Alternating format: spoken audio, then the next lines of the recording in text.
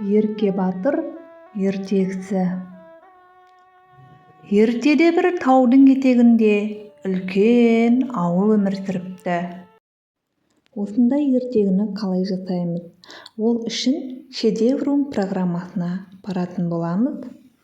Ішіне тіркелгеннен кейін плюс батырмасын басып, өзіңізге ұнаған кез келген бір ертегіні алатын боламыз. Қазақ ертегілері бола ма, шетелдің ертегісі бола ма, солардың ішінен алып,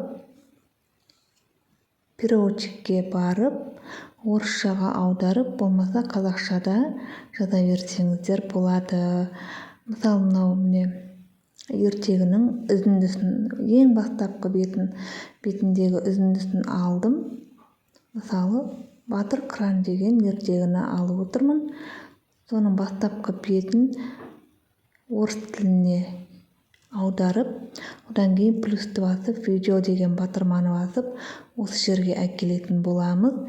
Бірнеше секундтан кейін сіздерге осындай суреттерді тауып береді.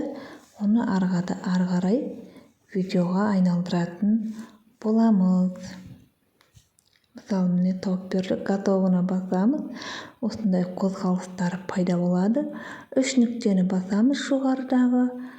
Одан кейін сохранитті басатын боламыз. Галереяңызда сақталады. Одан ары қарай келесі абзацтағы жолды көшіріп алып, жаңағы шедеврум программасына әкеліп, плюс батырмасын басып қоятын боламыз. Видео деген батырмаға барамыз. Осы жерге қойдық. Ары қарай іздейтін болады.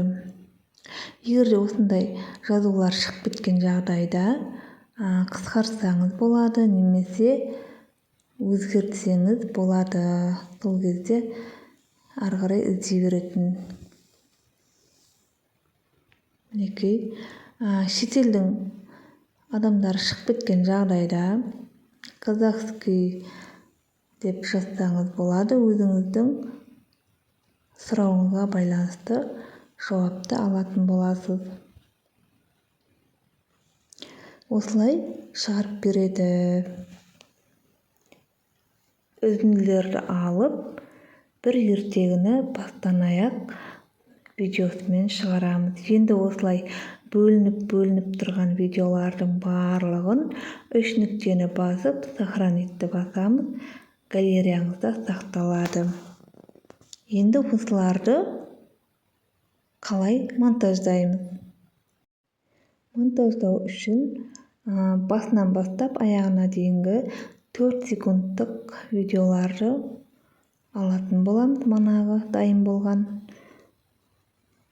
InShot болмаса CapCut программаларына әкеліп монтаждаймыз.